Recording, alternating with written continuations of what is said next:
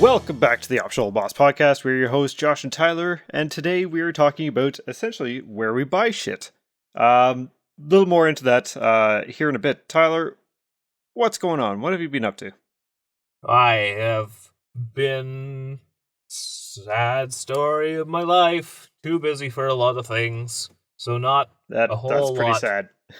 It is sad. I felt Life like is you were about to break into like a Disney song of some sort there. just a very depressing song about how little free time I have. Yes, no song and dance, but haven't been up to a whole lot. But I have been planning to be up to a whole lot. This show, I don't know, we're like at least 3-4 episodes into talking, and I still have like a good chunk of Visions of Mana to get through, and like highly anticipated that because it's a new game in the Mana franchise. So, but with the little time that I have had, I'm delving into at least some easy pick up and play stuff. Yep.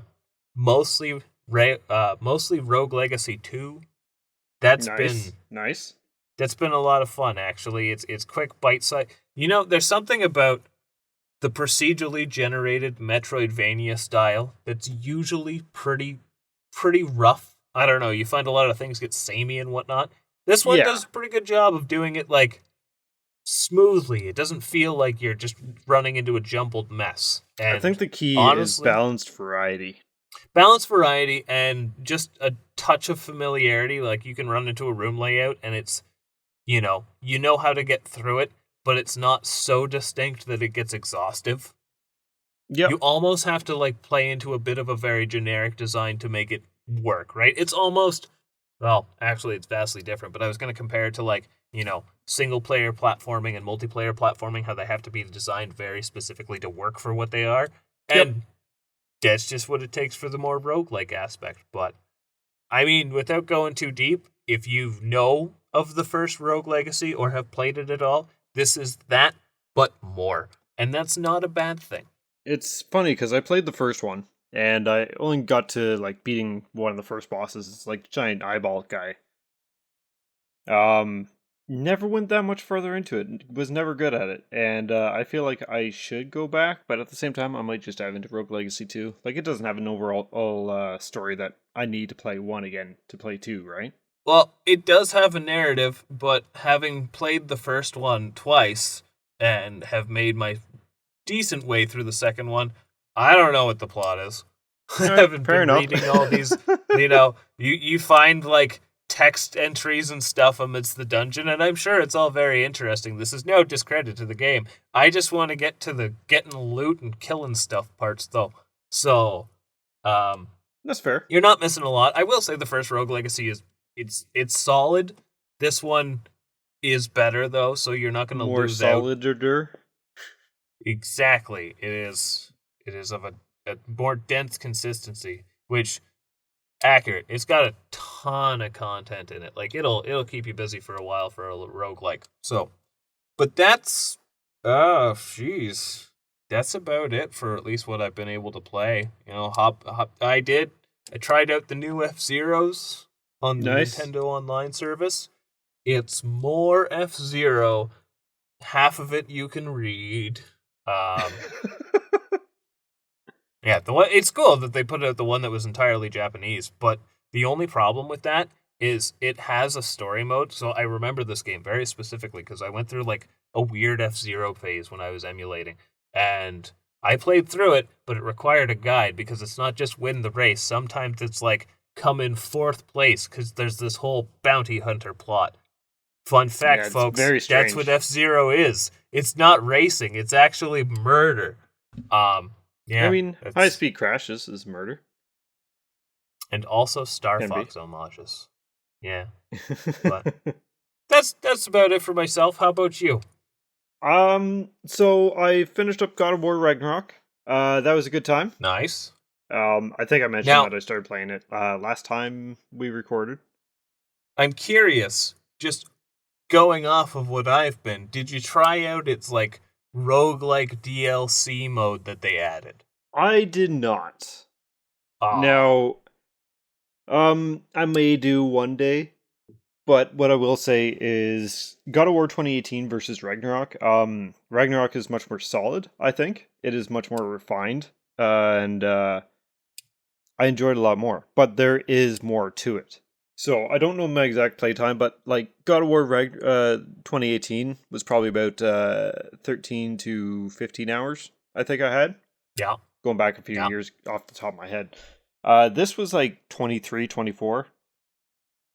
So Okay. it was So beefier than, and I actually did side content. For anyone who knows me and these kind of games that are very like the illusion of open world, very linear in realism. If anyone understood what I meant there, you know exactly where I'm going. yep. Side content is always very filler. And some of this was, but I did some of it and got some good rewards, and I some of it I actually enjoyed. I will say that it had actual story arcs to it, so I that was cool. think, aside from, I think the first time I ever actually heard you praise side content in a game was probably when you were playing Witcher 3. Probably, yeah. Yeah. So like I mean, back in the day, I was huge into Fallout 3 and Fallout New Vegas. Um, Fallout 4, I actually 100%ed on Steam, oh, and that oh was a pain dear in the ass. Lord. Mainly because of the settlements. And then they added the DLC, and since Steam doesn't differentiate, I no longer have my 100%. Those bastards. Oh. That's one thing I really like about PlayStation, how they do their trophies, achievements, whatever you want to call them. With PlayStation, it actually divides it by DLCs and stuff. So if you're just looking at 100% the base game, you can. And that's not something I generally do. I don't set out to do a platinum or 100% achievement run. I just really have to enjoy the game, and I don't want to put it down yet. And that's honestly one of the reasons I get a lot of titles on the Nintendo Switch. There is none of that. I don't have to worry about that. I don't feel like I'm chasing a thing. I can be done when I am done. I'm sure you can get behind that. I actually prefer. Now it's funny because I prefer that Nintendo doesn't have a achievement system built to an account or anything like that, and yet I am endeared when individual games have it within it. Yes. But at the same time, those seem more. I don't know. Maybe it's my old school mentality, but it's like challenge mode stuff, right? Yep. I mean, you can check it in game. You aren't going out to a menu or something like you would with PlayStation. No, and Now, I can go back, and if I boot up that game, it's like you did all the stuff, and I'm like, yeah, that's nice, as opposed to my file folder trophy collection. okay, so want to hear one of the most tragic stories for me. It's kind of funny. Hollow Knight. I decided I was going to platinum that, and Oh, the Heart of I Steel run or something like that, isn't it? I pretty much did all the ones on the Switch, and that had its own completion screen. And it's like, well, I got it for free on PS Plus one of the months, so I'm going to actually get the trophies for it. So the first one I set out to do was the speed run in less than 3 hours, 4 hours. Yeah, In Steel Soul mode. So I guess I had to beat the which game is at least what? once before. So Steel Soul is you have one life, right? Yes, if you die, there is no respawning at a bench. Yeah, but it can still get hit. Yes. Oh yeah. Didn't your run end at Hornet once, if not more than once? Yes. So it died at Hornet the second fight because I was going for the full, the true ending. Who Yeah. I'm going to spoil it here, but oh god, what is the name of them? Giant moth. Oh, The the Radiance. Radiance. The Radiance. And so yeah, I lost one Steel Soul mode to Hornet, the second one. And then I finished it all the way up to the Radiance without dying, and I didn't get a trophy. And as it turns out, it's just a trophy for doing that on Steam and the Nintendo Switch version on its in-game completion menu. It is not a trophy Oh, for PlayStation. that's I'm like, cruel. That's I hilarious. should That it's have more looked. lenient. I should have looked, but I didn't. Well, yeah, but you defaulted to like I've done it before. This is obviously going to be a requirement, except it Right? wasn't. Right? No, that's So an understandable mistake, yeah. but a rough one all the same. Anyways, that was a little sidetracked about trophies and achievements. So yeah, finished up Ragnarok. It was good. I enjoyed it. Then there was a game that I've been anticipating for a while coming out soon, and I didn't have a whole lot of time, so I tried to figure out what was it going to be a small game that I could dive into. And that game turned out to be Animal Well. And Animal Well Ooh. is absolutely adorable.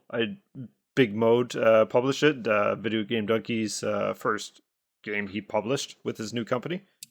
Um, yeah, it was good. It was charming. It's very neat, kind of Metrovania in a sense. Like you'll go around, you'll get your objective is kind of clear off the hop.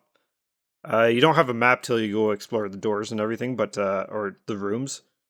But you can see if you open up your map where things actually are that you got to go get. So it's the Four Flames, and Mm-hmm. yeah, I think it was about 4 hours, something like that, You know, 4 or 5 hours, and it, it it was really good. it's I funny didn't because complete it. I just beat it. yeah. Now, do you know if it's got like a multiple end structure like most of your standard Metroidvanias these days? I don't think so. Hmm. But one thing is, after you beat it, you have free reign of the rest of the game, so you can Oh, neat. continue on. Like, uh, when you beat it, you kind of go into this area, and then you're back at the beginning. So it almost loops back around on itself. So it almost has like a post game sort of. Kind of. It's just more. Here's the free roam. You can go collect the collectibles are eggs. So Okay. Oh, so it's like it lets you go back in for almost completion's sake. yep. Neat. I like it when So games do that. I may go dive into that and see what I can find after. But in the meantime, one game finally came out, and it's getting crazy good reviews. Everyone doubted the team. I've been saying it right from the get go when it first got announced, and people started hating on it. Cautiously optimistic, and I'm glad I was because it is knocking it out of the park. It's Silent Hill 2 remake, Ooh, and that's probably been your most anticipated thing of the year. yes, it is. It is good. I'm at the hospital section in the other world. Um, Terrifying. Absolutely terrifying. Like I it's so funny. I played 1, 2, 3, and 4 of the Silent Hill games. I'm not a horror fan. I played the Resident Evils and the remakes. Aside from 5 and 6 now. Um Again, not a horror fan. Or I should say not a jump scare fan. Never had any problems with them. Any real problems with any of them. In the sense of feeling terrified. This one, I am terrified, and It really maybe it's just the builds new the graphics suspense and with the everything. action framework. It Well, could be that too, yeah. it's it, that's the thing is, yeah, there is the whole like action framework. It's still janky. Um, which is I'm actually glad it is because it kind of holds that endearing quality of the original. Um, Hmm. but it doesn't save you. Like if you get a couple enemies on you, it is easy to die. And I'll fully Well, admit, like I suck at the combat. I've died so many times now. I It is don't abs- think I'm not exactly the best one to give a metric on horror games. I don't play a particularly great deal of them myself, but I Yep. do think that if they are easy, it kind of defeats the purpose. Yes, because you don't want that power trip. I think one thing with the limitations of the PlayStation or the original Silent Hill games is it's easy enough to cheese everything, Hmm. and by that I mean like a lot of the enemies in Silent Hill 2 on PlayStation 2, you could either run around, hit once, and just you know the timing. It's the same. You deal with every enemy the exact same, whether it's a lying figure, bubblehead nurse, or if it's Pyramid Head, you just run away. Where this, it's you don't really have that option. You do, but you don't. And there's been a few times that You I've been might like, I say, have 2 enemies on me and I'm panicking. Where Silent Hill 2, I would have 4, and it's like la la la la la, bye. Right? So it's you much more might say terrifying they're, because you don't have a choice but to try and get out. Where the original, you just ran by everything. it's like it wants you to confront your fears. Almost. Almost. Almost, yeah. Yeah. Um, but It like looks really good though. outside of the like combat and stuff, it does hold suspense. It does make you terrified. The mannequins, as they're called, and it's essentially like a pair of legs on a pair of legs. Terrifying. It is terrifying. One has the feet cut off, one doesn't. They can leap on you. They can, but the best way I can describe it is as terrifying as they are. It is the skinniest enemy in the game because it's just legs. So they hide in the most random freaking spots. Like I found one hiding under the desk, and that I walked by multiple times, but it didn't actually come out till I shone my flashlight on it. And then it came running out at me. So just knowing that that Like was there the little, entire time, it's like, oh god. there's just a lot of just very obvious, but you're too tense to realize kind of stuff. They hide out in the open, and it's so easy Yeah. to miss because you're looking in all the corners. I Yeah. had one, it was hiding against the wall, and I walked in the room very slowly. I was watching him, and it's like, okay. Climb in through the wall, go a little closer to it. It jumps off the wall, kind of does like a surprise, like the 2 legs on the top are just going to go like, oh yeah. It ran around the corner. So I chased after it, just like, okay, come here, because it's like, okay, now I got to try and get this power fantasy so I can get over this fear of going through these dank hallways. And I go around the Yeah. corner and it's gone. I'm like, Oh no. I was just there. Like I wasn't too far off. So I'm looking around, and around the corner, around another corner, he's just hiding behind a desk. And then as soon as I look down the hallway, he kind of like does what a little kid would do when he's trying to hide on you. Like, surprise, ha ha ha. And it just kind of did one of those where its legs just kind of went out and it just stood there staring at me. It's like, these things are just kids hiding. It's weird. They're unsettling without even trying. Yeah, it really is. But I just couldn't stop laughing at that because it's like, where the fuck did he go? Where the fuck did he go? And I'm like sneaking around every corner. Then I get to the hallway that he's at the very end of. And it's like, I'm looking down the hallway. I'm not even by him. And he just like, ha, I'm right here. It's like, you literally were playing a game with me. Yeah. Yeah. Yeah, that Fucking is legs. real. That is unsettling. And I know They- that if you're... So what, you'd be like 2/3 the way through it now, yeah? Maybe half?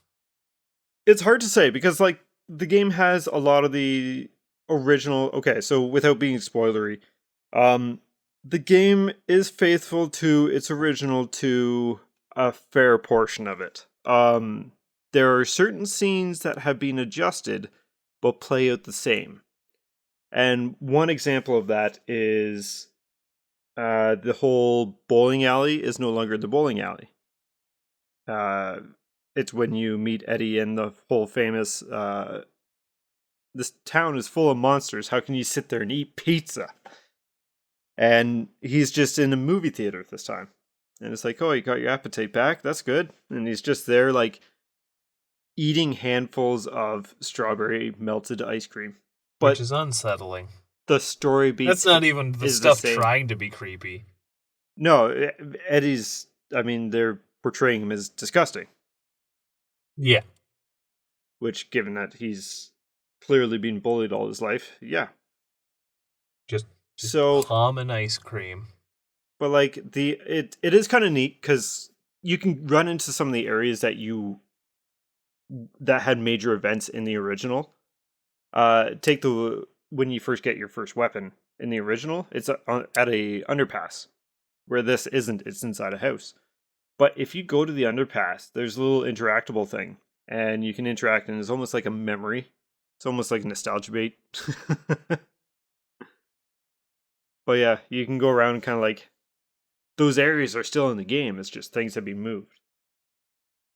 I like that. It gives something for the fans of the original, but also isn't so in your face that it leaves people out. Yes. Some of the maps have changed, so I don't know where anything is. Like the apartment buildings, I know it's not just an F on its side backwards. It's much more complex now. So as a returning fan, or not even returning fan, just someone who knows Silent Hill 2, this has thrown me for a loop as to where to go. Like, the puzzles are not the same, but yet they are. It's just different answers to things. So it is very much a refresh. Yeah. It's very much a refresh and very much a well done. Like, Blueprint Well, I'm glad that it I'm glad it wasn't the total bomb that people thought it was upon initial viewings. I've said it from the beginning. I figured that this was going to be good, and if not, we always had the original. But yep.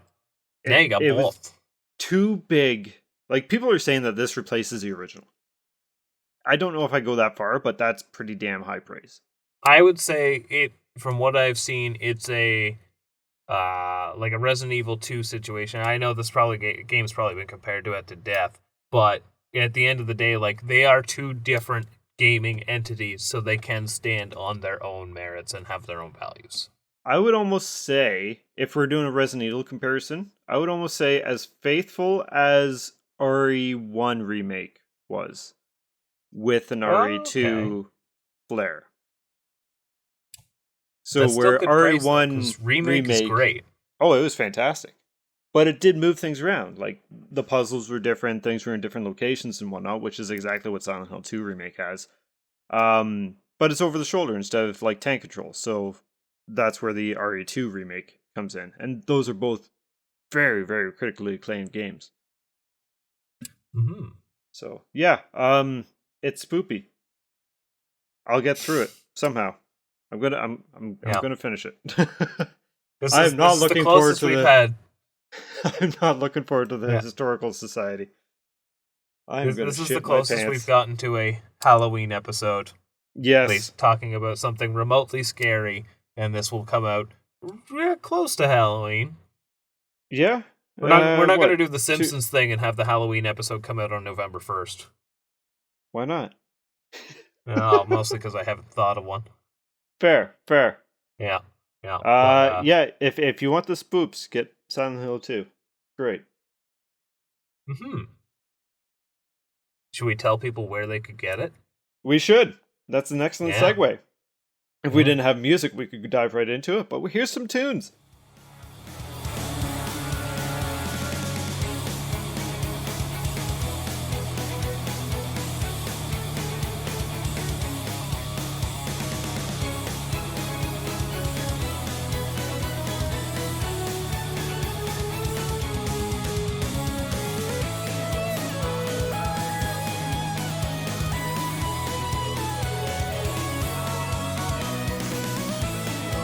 We're back with an episode about where we buy shit. And I guess we can't actually name it that, can we? No, there's probably terms of services with our hosting and whatnot, and when it goes up on YouTube as well, there's probably, But yeah, we buy games. Be a weird one. This is going to be a weird one to kind of talk about because we don't want to give like places to go in particular when it comes to like mom and pop shops, like retro game shops or that kind of stuff. No, we're not here to single anyone out, kinda. Unless it's a big corporation. Speaking of someone that deserves some shitting on, Best Buy. Ooh, okay. So we're just gonna. Do you shop at Best Buy? Yeah, we are. So I know you have issues, and so do I.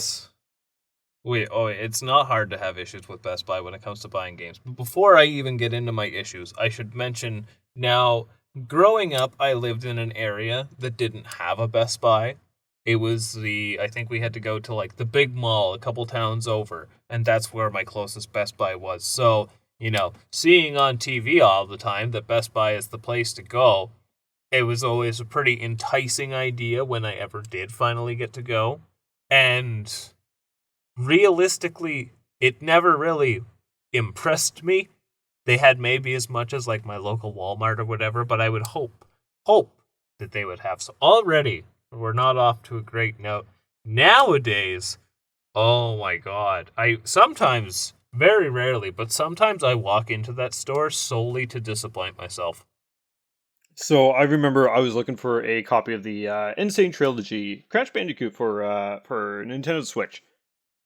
Never played them before and figured, well, as a physical game collector and someone who, admittedly, if I can't get a physical, there's a high chance I'm not going to be playing it unless it's like a multiplayer game. Sad truth. And Yep, sad truth. It really is, because there's been so many great games that I've missed out on, and I know they're great, but I hold out hope instead of just diving into it and end up buying it twice. That I hold out hope that there is going to be a physical copy of it. That's what it is. I've been burned on buying games twice so many times. Yeah. So games like Satisfactory or Factorio, yeah, I'm going to buy digital because they're ever growing. Very much just like those games are. What you do in the games. But I remember I went into Best Buy for the Insane Trilogy, and Best Buy started doing this thing, at least around here, where they put a little sticker on it on the game cases, and they got them all lined up, and it's like, okay, you got to go up to the cage at the cashiers to actually get the copy. So it's like, okay, well, I'll take this box up, and they have multiple boxes with the same sticker. So it's like, okay, so clearly there's 3 of these boxes back to back, almost like you'd see at a rental store. Clearly they have some of these. That's my thinking anyways, and one would think that. I think that's fair, right? That would make sense. If a game's on the shelf, you pick it up, you go buy it. I take it up to the cashier, and they go in, they're like, oh, yeah, it turns out that we don't have any. And it's like, why do you have boxes upon boxes just sitting there? What? Yeah, why is it in your stock when you don't actually have stock? And that would be the start of my gripes as well. Yeah, I actually remember. If it was just one box, I get it, because they can't always keep like track of inventory and stuff. No, but they have a stack of the same game, as if like if you see 4 on a shelf, there should be 4 copies. Yes. No. If it was one, okay, I get it, because I don't expect them to update. Like it's a display, maybe even like updated once a week. Sure. Yeah. 3. And guarantee you, like, this isn't when it first came out. This is like a couple years after it came out. People aren't going off their rails getting copies of Crash Bandicoot Insane Trilogy at this point. No. So now Best Buy, I think, did they not say that they're getting rid of all physical media? I think they got rid of CDs. That, yeah, actually. And I think they've got rid of pretty much all their DVDs too, aside from like latest ones, Blu-rays and DVDs. I haven't been in there in quite some time. No, for because obvious it's dumb. Reasons. But yeah, I do recall. My dishwasher. And now here's another thing. Now, yeah. Like, I had the same experience when I got my Switch. I went there and I saw there was a copy of, I think, Binding of Isaac for Switch, which, gotta have Binding of Isaac. And bring it up to the counter, and, we don't actually have this. It's just like, it's, if I can bring this off the shelf to bring it to you, you can take it off the shelf to tell me that I cannot buy it. It should not be, and even still, that's like, another thing. Did they put it back on the shelf? I wouldn't be surprised. I don't know. They did that with the Insane Trilogy. They put this thing back in the stack. Yeah, it's like if you don't have it, don't have it.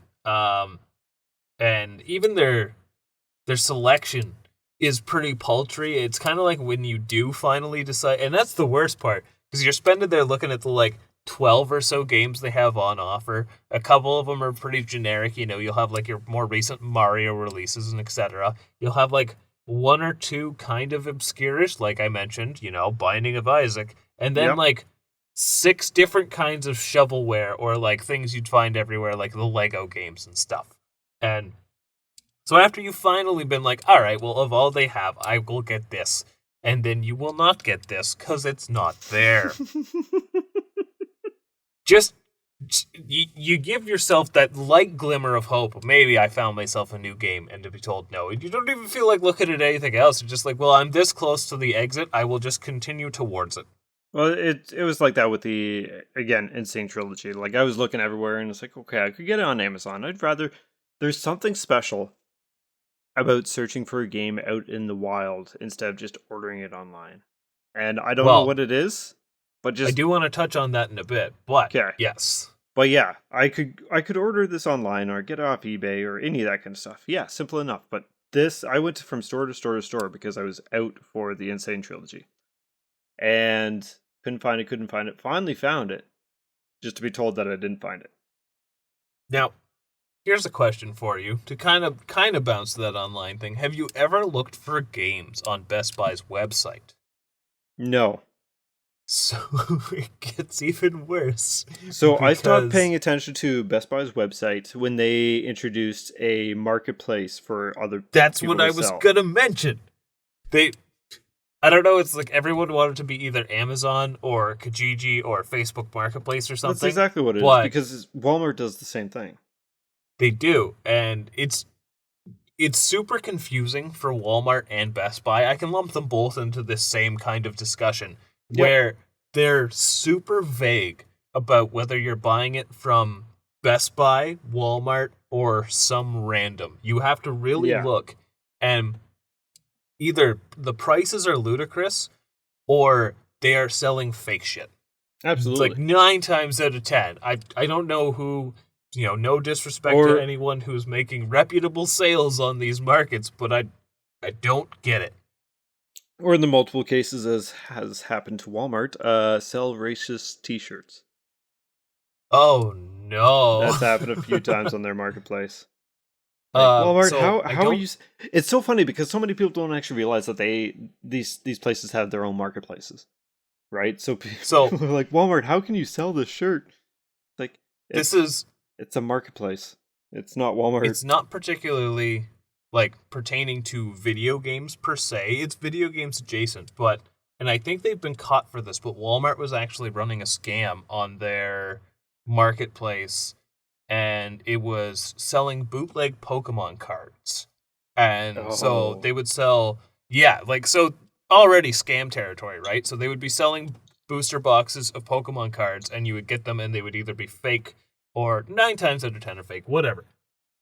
So when you traced it back, there was this company, I don't know, China somewhere, and it was the one supplying all these, and they were kind of all linked together, and they were all owned by Walmart. Oh, jeez. Yeah, so stuff like that makes me pretty wary about all those store brand online marketplaces. So I just don't even bother with those. Yeah, no, that's kind of disgusting, actually. It is. Good to know. Now, bouncing from that, what do we think about Walmart? Walmart, again, don't use the online.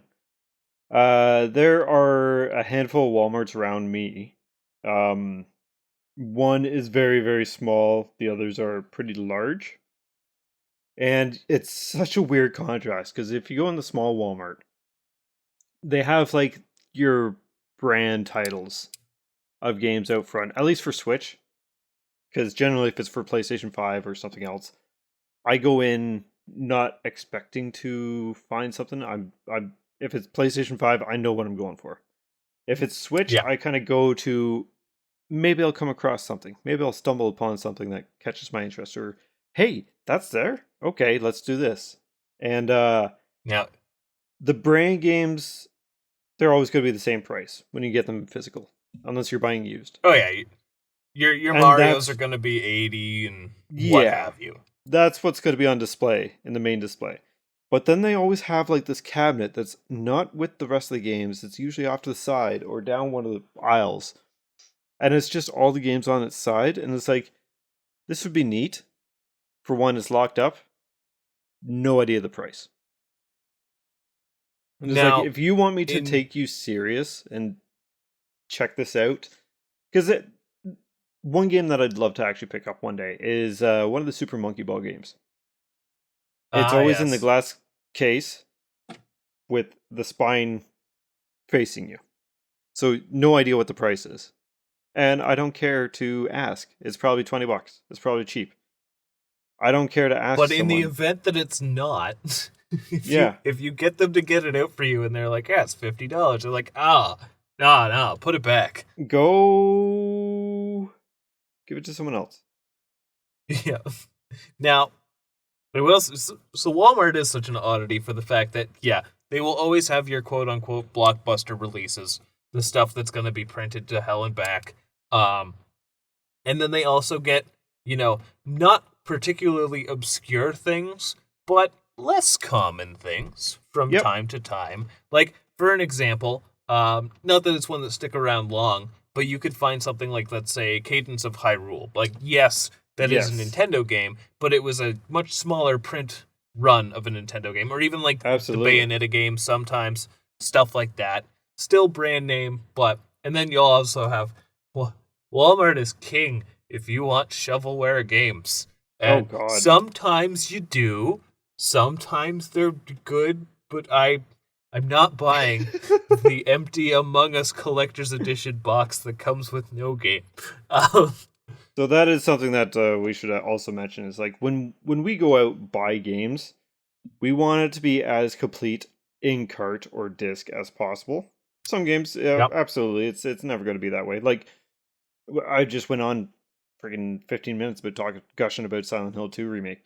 I bought that day one. I know it's going to have patches and stuff, but at the same Yep. time, I also do know that if those servers went it down and those updates never became available, it's still playable. And that is the idea that I Yep. want to kind of keep in mind when I'm buying games.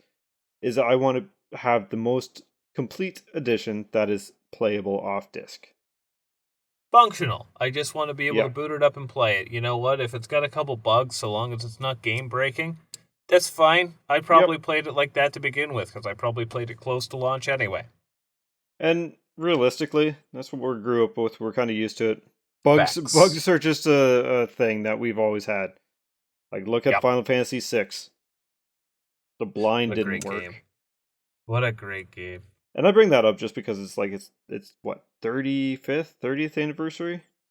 I think it just had its 30th anniversary. Yeah, Yeah, which is crazy. it is. Go play So, it, people. yeah, Walmart I prefer going to the big one. But the big one So, is farther away from me. well, and I also find the selection doesn't vary too often. You might get like a handful of titles that aren't there. Now, Yeah, one but thing, they have their case that's just spines there actually face you. And it's much easier to see the games. fair. Now, the interesting thing I will say about Walmart, because I don't go to Walmart specifically to pick up a game. I No. used to. That used to be pretty much like the only place I could buy video games would be like my local Walmart. But now that video game stores themselves are a little bit more readily accessible, it is, I happen to be there. Yeah, let's go look at the games while I'm here. Why not? So Yep. I almost relate buying games at Walmart to like buying a bag of chips. like, Yeah. you know, Yeah. you're like, yeah, I could go for that, sure. But sometimes you can find some pretty sweet stuff for pretty cheap at Walmart. Like, Yes. I didn't pick it up because I had already had it. I already had 2 copies of it, actually. But I know for a while there, they had the Legends collection, the Mana collection, and it was $30. Yep. Like, brand new. And, is it worth 50? Admittedly, I mean, it's just 3 small ROMs. No, but it wasn't that cheap when it came out. That's a pretty good deal. My copy of Capcom Fighting Collection, I think I paid like $20 because it was on clearance. And that's one thing that Walmart does that a lot of places that sell games don't do, is put shit on clearance. It's rare, Yes.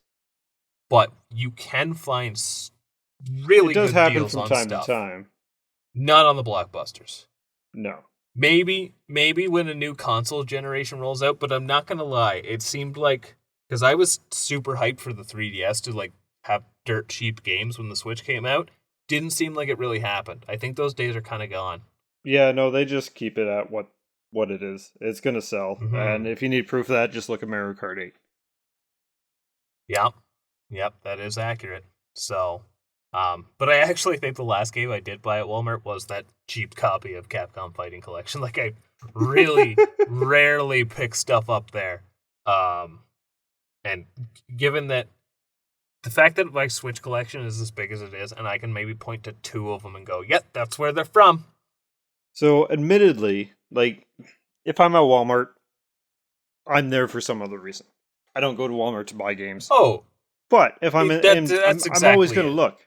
Now, the only time that I would go to Walmart to buy a game is if it's something that I know everywhere is going to have an abundance of. Um, I think the last game I actually bought from a Walmart was Pokemon Legends Arceus. Ah, yes. Yep.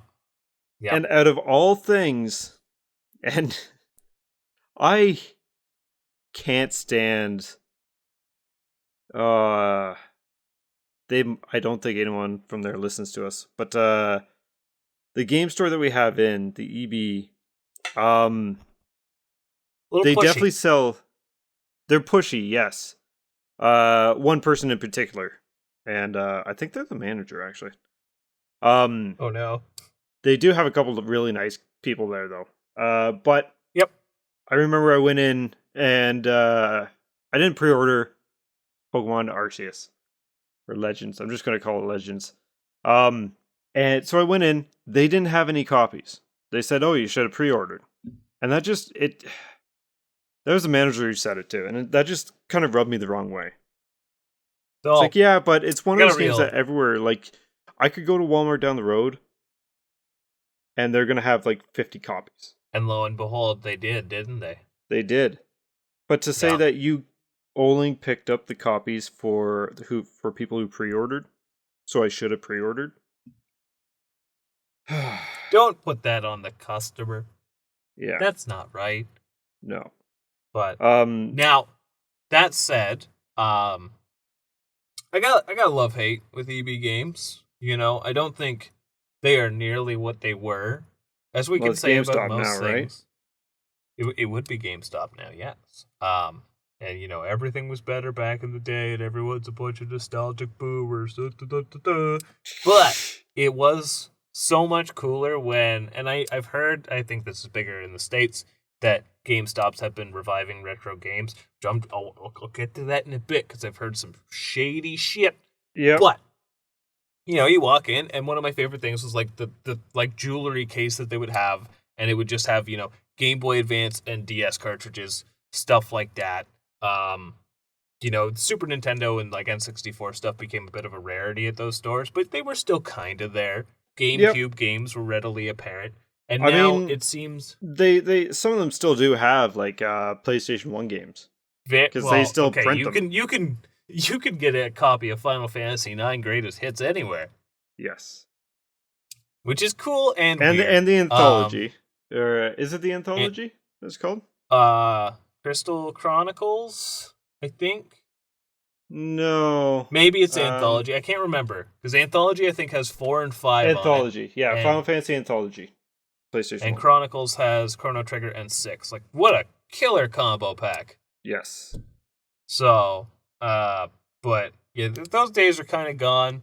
You know, I might because if I'm in a random town that I don't really do stuff in, and I see an EB, I'll pop in. I Oh, want to see what neat absolutely. stuff they have, Cuz and they do sometimes have random things that are just awesome. yep, yep. I Not I often, will fully but they admit do. I'm a sucker for cool nerd junk.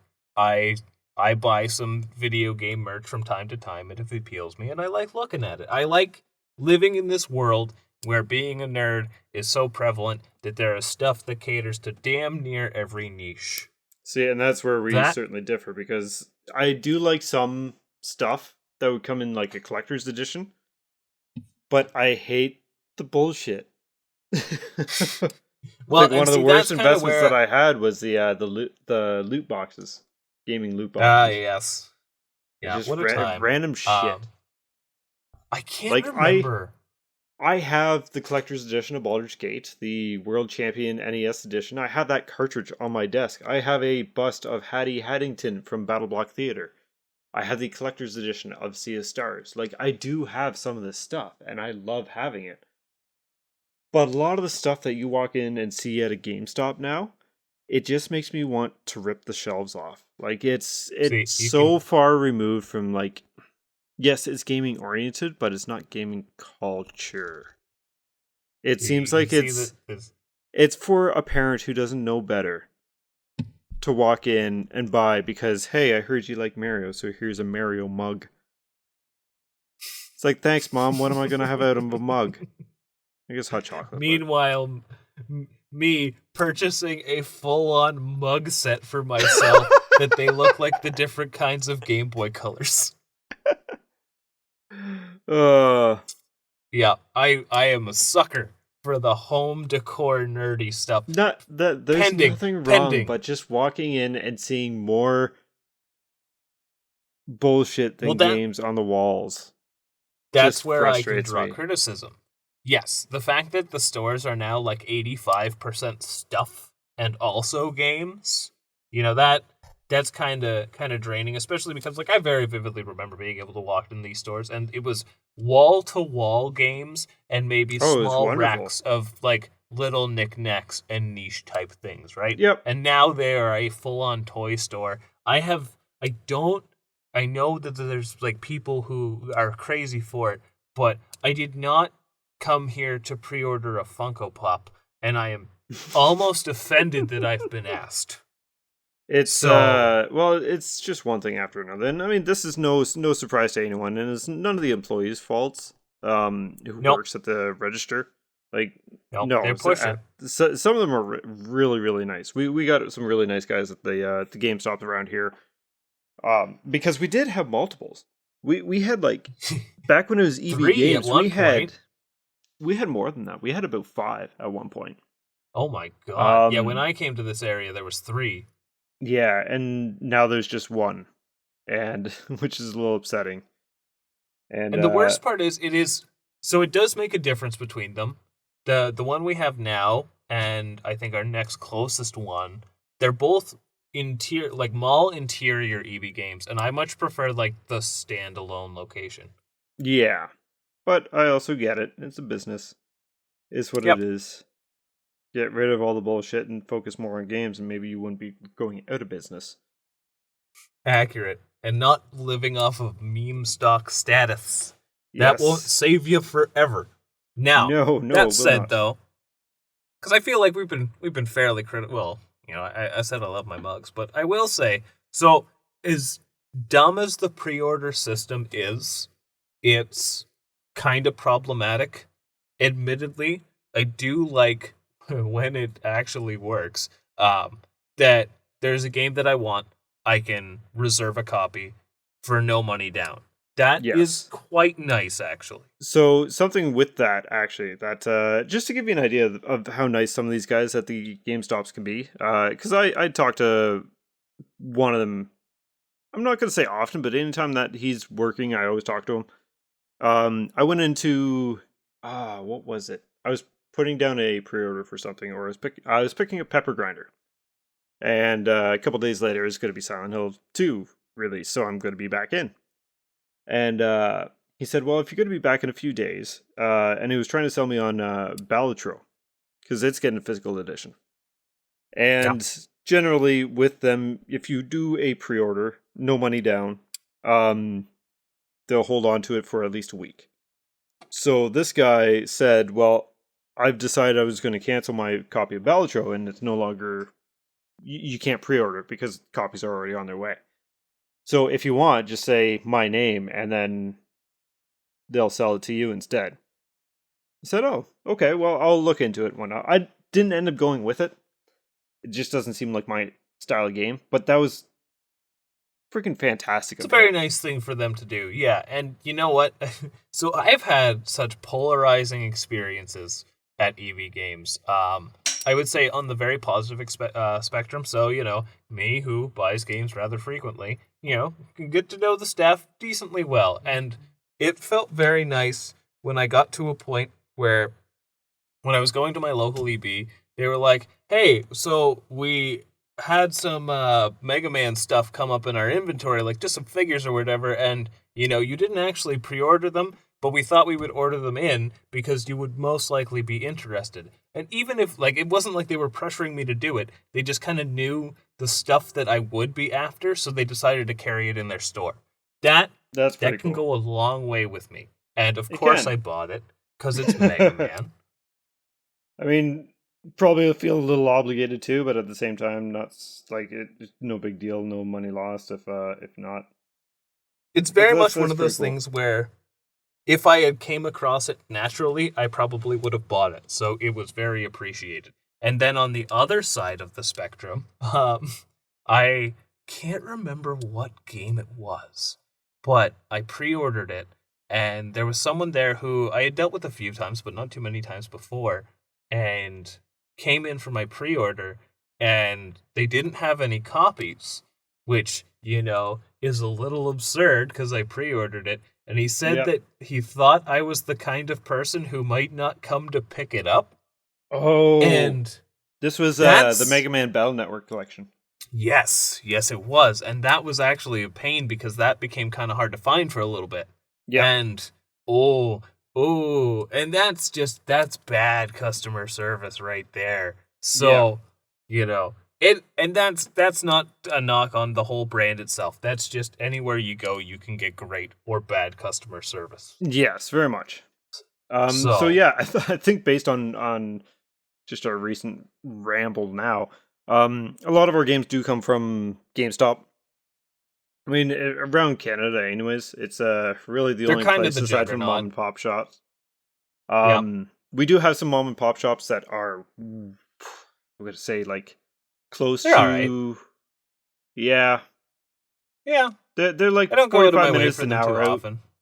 It's not, it's a bit of a hassle to actually get out there and go check them out, but when we do, like, it's just wall to wall, like retro heaven. Yep. Um, And that becomes a whole different discussion in itself of like retro game collecting. Like, I'm not hitting that up every weekend. The prices are no, ludicrous. But I like it when I do. Like when I go in one of these stores and I just get to look at these old games, even if I'm not buying any of them, I usually have a pretty good time. like with the rarity that I actually go, like I might go once a year to one of these stores. Yep. The worthwhile ones to actually make it travel to. I Yep. usually go with like, okay, I'm gonna buy something, even if it's a little ludicrous in price, but I've kind of like set aside this is gonna be my thing. Yeah, you That's give actually the yourself almost reason. like a Yeah, that's the reason I have the NES Mega Man One. yep. Yeah, I bought it for $100, but I also had it in mind that I'm just going out to kind of buy something for myself that's going to be in a price range. And yes, Yep. $100, but again, it's an NES game Yeah. that But I have again, a couple of copies it's of. not like you went, whoa, that's steep. It wasn't just that. It was I'm going out to treat myself to something very swell. And Yep. if there's one thing I love about like mom and pop shops, like compared to like popping into an EB at a random town, I will actively, if I'm somewhere I don't normally go, see what they have for these shops. Yes. Because I just love seeing them. The environments in them are always, they can be like super dingy, but the dingy ones are kind of exciting because they've just got piles of stuff everywhere. So you got to like actually, it's the treasure hunt. So I And was out then in New Brunswick in September. And yeah, one thing I did say to the wife that I wanted to go do, like she had her antique shops and stuff that she wanted to go because yeah. Um, but I had my gaming stores I want to go check out, the Hawk shops and whatnot. So we went and saw some of them, and there was one place, downtown Moncton. Um, forget what it was called, but they had like actual pinball machines there. They had comic books, they had video games, they had records, they had. It was just essentially like a plethora of media styles there.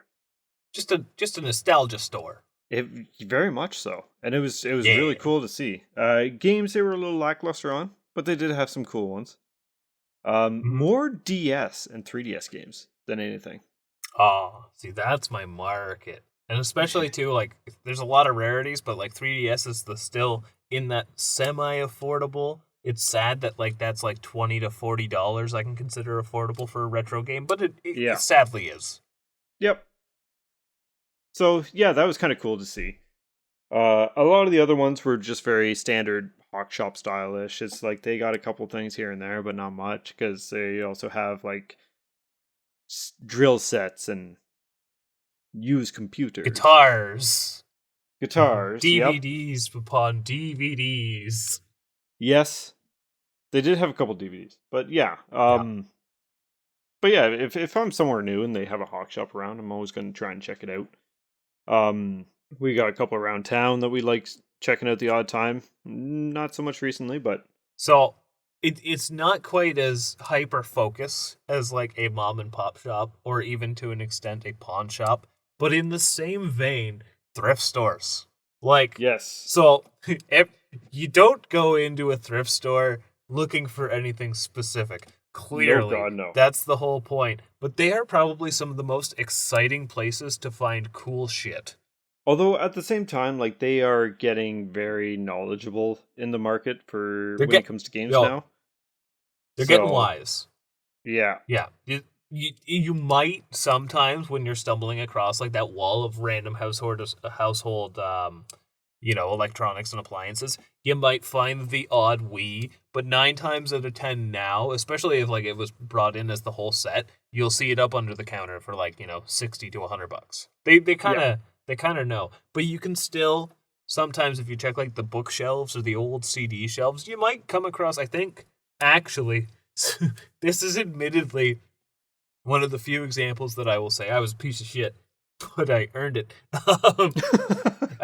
I was at a Goodwill type store and I found a copy of, I don't know which one specifically, but it was a Harvest Moon for 3DS, which I mean cool, but it was one of the like 3D ones where the new version of Harvest Moon, where now Harvest Moon is actually Story of Seasons.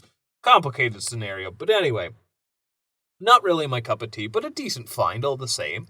And I think I paid $5 for it, complete in box. And I was like, well, I don't think I'm gonna play this, but maybe I'll see what a store will give me for it. And I went to one of the local mom and pop shops, and they were like, yeah, we'll give you like $17 for it, and sweet. And then I turned that into a different DS game. Do I condone it? I mean, it's gray. Resellers are kind of something that get under my skin, but also you've grown since then. That one didn't feel as malicious either, right? I mean, it's not like I took it to a marketplace and I jacked it up. I took it to a place that sells games, and they'll sell it for, well, they'll jack it up so they can have the guilds. Mind you, at the same time, I think you've redeemed yourself because you found like cheap games that shouldn't be cheap on Marketplace, like Facebook Marketplace, and then kind of talked to the guy out of selling it to you because you're like, this is actually worth a lot more, right? Yeah, I actually remember my specific. And then all of a sudden, yeah. So when I was looking up lots, I found a lot with, for anyone who knows Game Boy Advance collecting, it had a lot of good stuff. Like it had like Metroid Zero Mission, I think Zelda Minish Cap, like a solid lot to begin with. But it also had a game called Ninja 5-0, which has actually recently been re-released on the Switch and even got like a physical Switch copy through Limited Run, I think. So something like that, yeah. But anyway, it was like the holy grail, almost like the Shantae of the Game Boy Advance lineup. And I found this in the lot. The lot was like $130, and I'm like, oh, sweet. Talking to this guy, and he's like, yeah, oh, wait, I actually think I might have the boxes. And meanwhile, me on the other end of this deal, like, oh my God, Just in the good deal mindset, and then You're just rocking back and forth, slapping your knee. Holy shit. Yeah. Compose. Afterwards, he came back and he's just like, so I think I just looked it up and like, are these games really worth this much? And at that point, I wasn't gonna be like, no, like it's misconceived. Like, no, I can't be dishonest about that. I'm like, yeah, like you've got some really rare games, and he's just like, what are these like kind of worth? And I was like, well, that one alone is like by itself $350. And honestly, man, like, I'm talking myself out of a deal, but if you want to actually get your most bang for your buck, sell these individually on eBay or something. So and Yep. then I went on my merry way. So I want people to know what they have. No, very, very But much I was so. going to try to buy it first. I'm not going to be dishonest about that. No, but you were honest in the end. I took the high road, I would like to think. Because at Yeah. the end of the day, it was initially just me looking to purchase something. What's even crazier about So, that is that's like Minish Cap and Zero Mission. Those are both over $100. I think really? I know the last time I was... Well, okay, Zero Mission, yeah. I know Minish Cap was somewhere in like the 40 to 60 range. Like Game Boy Advance games, woof. He got up. I think it's gone up. Yeah, yeah. But yeah, thrift stores, they're fun for a find. They're not reliable by any means, but they Oh, are God, no. easily the no to high dopamine is very possible at such stores. It is the ice cream falling off the cone out of 10. Yeah, yeah. How about the dregs of the stores that don't sell games that have games? Oh, So God. I can't even think of actually a time where I've purchased games, but think of now. Okay, for our listeners, I might be listing off some rather Canadian chains here. Specifically, the first one, Canadian Tire. Like, you're just blown away when you see video games at stores like this, or like Shoppers Drug Mart or Giant Tiger. You know what?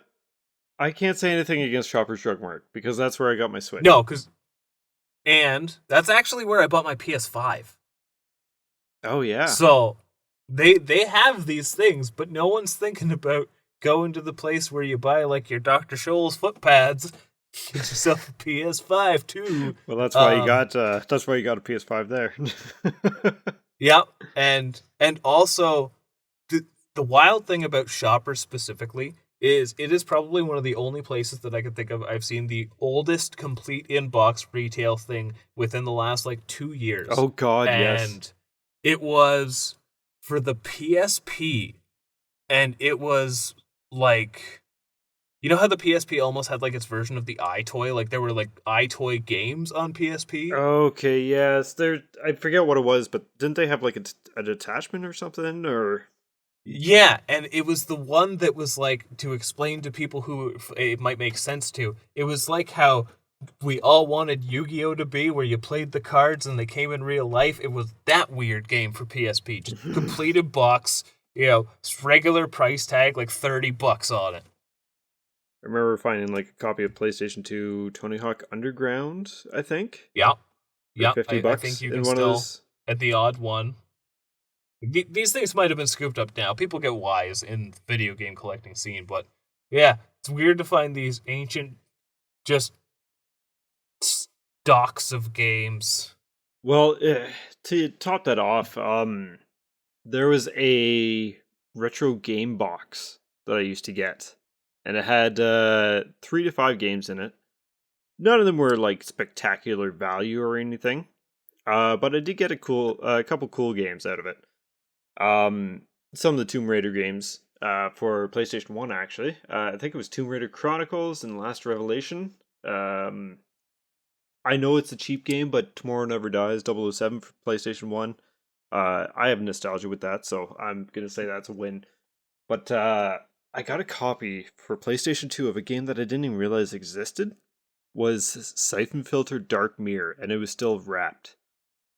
Oh yeah. But these are just That's not the greatest hits. It's like a loot crate, just you get games in it. Yep.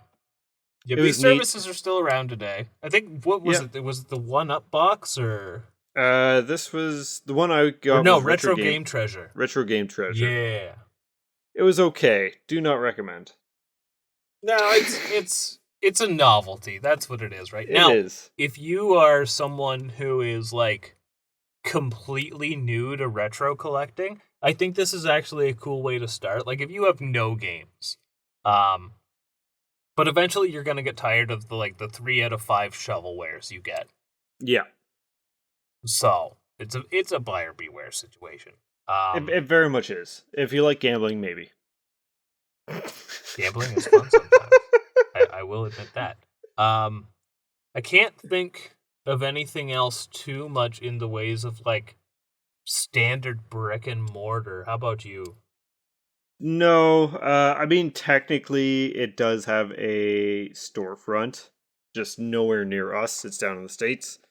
But Limited Run, who we've talked about on this podcast before. Well, that's what I was gonna say. We could swerve into online gaming purchases. Yes, and honestly, there's not a whole lot to talk about here aside from that we haven't already mentioned. I'll say that. Yeah, Limited Run, strictly limited, super rare games, special reserve games. One of them is defunct now because it's just Devolver Digital and they release on in stores now. Anyways, I believe that's special reserve. Yeah. yeah, these are all companies that do mostly indie games. I'm gonna quote that. Um, Sometimes not, but yeah. Sometimes not, but sometimes yes. Small batch printings, though, for the most part. Yes. Small batch printings. Sometimes they're actually limited. Sometimes they are just limited for the pre-order period. Yep. Yeah, we've talked about the limited print games before. Most of the games that are not bought through them is usually GameStop. Yep. Yep. I'm going to say GameStop that. would be one of my more common places. Like it's the game store, you know. As much as I It might have my is. gripes with it, like GameStop is where you go to get games. New games, anyways. Not so much the Now, retros. not particularly. Something we actually didn't touch on when we were talking about GameStop is as much as I hate being asked if I'm trading in my games, I can't single them out, you know. It's not like they're going to look at me and go, "That guy is a collector." I don't trade in my games. Right. There's been a handful, but that's usually if I am finding something I mean, I just still not. judge them poorly when I walk into the store. Can I help you find anything? And it's like, no, I'm just here to browse. Shut the fuck up. Yeah, I wanna I I wanna get they find have to stuff. do that, but uh, Yep. the But majority of now, people having who said play that, games, they just want to go in, find what they want, they know what they want, and head out. Where like there's something about just checking out the game shelf. it's fun. It is. I like looking at it. It's like a library for a gamer. It is a Or library. or dream about things that you want to get, or the backlog of purchasing. Yeah, yeah. But on the note of trading in games, it it's nice because it does at least add that little bit, and that's another reason why I like to pop into EBs or GameStops at places that I'm not normally at, because you never know what that area might be getting rid of, right? It's not often, but sometimes you can find some really obscure or very low print stuff at your local GameStop, and it's Yep. usually a pretty decent price too, because the retail blessing of these limited print games is because they don't really have SKUs for them. They're just like, they don't go by the collector's market. They just kind of slap a price on it. There you go. It's Hope 30 for the bucks. best. Yeah. Yeah. Yeah. And not so much these days, but I like how when they have a used collector's edition, they don't have a used collector's edition price. No. No. No, they I do think not. I've only gotten one of these games, but it is my we're getting to the part of the gaming that I really don't talk about often, but my copy of Gears of War 2 for Xbox 360 is like this big box steelbook edition, comes with a whole bunch of additional content. The thing weighs like a pound and a half, and I think I paid $10. That's pretty You good. know, it's what I would have paid for a copy of Gears 2 at the time anyway. So that's just an added bonus. But other than that, now I guess to take it back to the online purchase side of things, the website's a mess, but it's also fairly informative. GameStops? Yeah, if you know how to navigate it. Yeah. I mean, I navigate their pre-order list quite often. Yep, Still think it's weird that they have thumbstick covers for the Switch for Silent Hill 2. Um, it's very strange. but yeah, if you're looking at the pre-orders, they have a whole pre-order page now for the system Yep. that you're looking at, so it makes it much easier. When they started doing their current revision of their site, it was obnoxious because you couldn't view anything. And it's one thing to actually finish a website before you roll it out when you are a retail store as big as GameStop would be.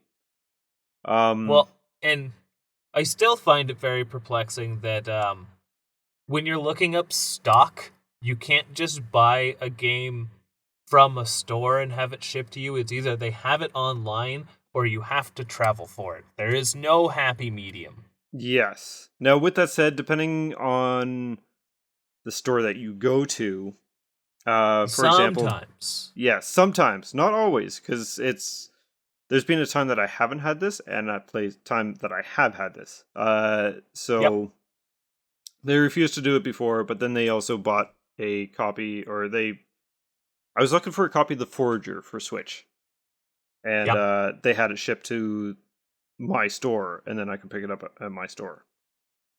Yeah. I think I did the same with my copy of Dark Souls for Switch. I believe they found a used copy at another store that they were able to ship in. But sometimes, and I don't know why, but sometimes that's just not an option. I don't know if they have like a list of games that they have to like keep in their specific stock, or I don't work there. I can't. I don't Maybe know. they just didn't want to that day. Highly possible. Always possible. But I think if I have, it's only ever been like once. Like I don't even remember my experience, but I don't know if I've ever actually purchased from GameStop online. I don't think I have. Yeah. Strangely enough. Which Now, another online store that is actually very popular is Video Game Plus. And I so know I they was do the actually going States, to mention. and they do in Canada as well. I'm a little salty with them. I had my first order through, and they still haven't shipped anything out. Because one of the games that was set as available now is on back order. Oh, that's what's causing the Yeah, delay. they said that they had 20 copies on hand when I bought, and now it's on back order, which I don't quite understand how that happened. But at the same time, Tyler, I know you've ordered a few times through Video Game Plus, and I think we've shared an order through Video Yep, Game Plus before. I've also pre-ordered from them as well, and I haven't been terribly disappointed with it. Now, if there's one thing that I will say that VGP excels at, and this is not a sponsored podcast. If it was, I'd shill for a game store. Wink. But if there's one thing that I find that they excel at, it is selection. I Oh yeah, they don't have everything, but I find if I'm looking for most things that are available retail, it's pretty easy to come across. But I also really like that they carry most of the stuff that I'm going to these external websites for. They carry older limited run titles and other various limited prints. They also have a couple import titles. So it's actually just a nice site to peruse and think maybe I will pick up these things. I don't know why that just made me think of we have one. They got a couple locations now, but there's one gaming store downtown that absolutely can't stand, and mainly because they up their prices, but every time I've walked in, they just don't give a living shit about you. Like, no, No, I it's don't. I almost don't like want them to say, "Hey, can I help you find something or anything?" I want to be able to browse and whatnot. But you ask them a question, and they, no, okay, it's cool. almost like you're a bother Oh, sustaining their very, business. very much. Yeah, I know what they're, and the worst part is like if I was judging the store itself, I might actually have some pretty positive things to say, but I just don't feel welcome there. No. Oh God, no. Yeah. And God Yeah. forbid you ask too many questions like, how much is this? Because you had the price tag flipped upside down. Or it's not It's visible on the NES games so we can actually see them. I will say this about them though I have yet to actually order anything from it. For being a smaller kind of mom and pop chain, their website's not bad. Yeah, their website's actually pretty good. And Yeah. actually, come to think of it, I did buy a game from them. And it was at their one store, and they shipped it to the one in town. And I think that was Minute.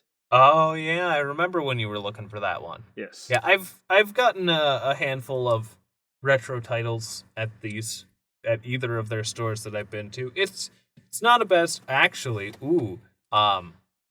So it is one that I don't mind. The one location in particular, they do have a pretty good selection of retro. It is a bit on the pricier end, but I've picked up some pretty solid titles. Namely,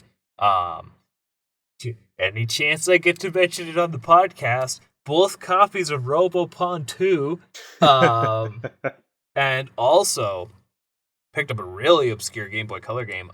It's Revelations, I believe, and it's like it's basically what we got on this side of the planet before we got any SMT games. Like it is an old Atlas SMT spinoff. And not cheap. I think I paid like $50 for each of them, but they are hard to find games that I believe are worth more now. So that's fair. Sometimes you succeed. Sometimes you go and same store, you find something on the shelf without a price tag, and you go to buy it, and they say, "Hold on, let me look up how much this costs." And they I've go had to that price at charting. flea markets before, and it's like, no. If there's any way to make they me actually not give showed you me my money. the listing on eBay and said, "Well, this is what it's going for on eBay right now," and it's like, okay, it's like, okay, I'll so just this get off is when eBay, you give but me I'll a lower save you the price shipping. than that. Yeah. Like, no, if I want it from eBay, you've ruined the experience. Yeah, I am no longer having fun with this transaction. Goodbye, sir. Well, you know what one we haven't really touched on, and I guess unless you've got other ones to mention, we can kind of close out on the giant. But Amazon. I've only ever bought one game that I can think of off Amazon. I bought a Eastward. few. I think I also got Eastward from Amazon. You did, because we had to pre-order it. Yes. Because it wasn't coming to GameStop. That. And then at 3 days after we pre-ordered it came to GameStop. And it's like, okay, well, you could have had this up like 3 weeks ago. So sometimes you can find a decent deal on Amazon. Like I picked up those 2 Digimon games recently for like under $30 each. Yep. And when you do find a deal on games on Amazon, it very much gives almost like a clearance vibe, which can be nice. But I don't know what it is. It can be a game I very much want and a price that I'm very happy to pay, but I have zero enthusiasm hitting that purchase button whatsoever. Like I don't get any sense of that I got a game coming. No, it's not as exciting. It's like a digital purchase. Honestly. Yeah, the only time that I have been excited... Demon's Throttle I got. Oh yeah, that was like $20. That was always collection, because that was over and done with sale-wise. Yeah. Yes, I'm currently going through my... Just looking at the games you have? No, I'm going through my history list of purchases. Fair. Trying to think, there was one thing that I specifically pre-ordered through Amazon because I wanted it to show up at my house the day it came out, because they can be kind of good for that, is I pre-ordered Trials of Mana through Amazon because it came out on my birthday. It'd be so cool. I wake up, brand new game. I wasn't home though. Yeah, stay in your mailbox. I kind of spoiled the plan there. All right, so I'm a damn liar. Because I'm finding other games. Resident Evil 4. The PlayStation, like the original, the remaster, I guess, not the remake. Resident Evil 3, the remake. God. So there's been a few games that I bought that I completely forgot about. Risk of Rain 2. Yep. Oh, Resident Evil 2 remake. So you've done a fair bit of Amazon game purchasing then. Yeah, I just don't acknowledge it. I've never bought anything new aside from Eastward, I guess. For some reason, it will only show me for the past 3 months. Yeah.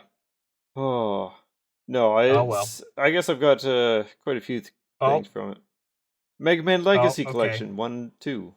So I can go further. It's turned into a podcast of just looking for what games we bought on Amazon. What have we bought before? Mega Man Zero ZX Yeah. Collection. You know what? Some of these games I probably bought knowing that I could have picked it up at the GameStop, but I refused to go in there. I feel like that's actually a lot of the reason behind mine as well. And you know what? That actually makes sense because there was some kind of thing going on in the world at a certain time. Oh yeah. So we couldn't actually enter stores that much. Yep. So that Yep. makes sense. That is a fair point. I'm going to chalk it up to that anyways. Wait a minute. I didn't buy that on Amazon. Did I? Apparently I bought my copy of La Mulana from Amazon. Huh. Wait. Yes, I did. And then I told you about the copy they had at GameStop, and that's how you got yours. Yes, because you picked it up for me. Yes. Yes, I do recall. I think. Yeah. Capitalism, people! Yes, buy stuff. And Yeah. I will always be under the... Depending on who you are, this may be controversial. It may not. If it is a retro game, and it is absurd amounts price-wise, and you are not there's no way to buy it from said developer or publisher, and you're buying it secondhand, I think you're okay morally to emulate. I actually forgot to mention, when we were talking about like the Goodwill stores, that's actually where I found my R4 card. So what a great find. It was just like, sweet, the game that can be any game. Yeah, pretty much. On DS, which is pretty sweet. Yeah, people for that, maybe the people listening will have found some, tips and tricks from this episode, or maybe just a little insight as to, how we keep getting all this stuff we talk about. We spend money on it. That's how.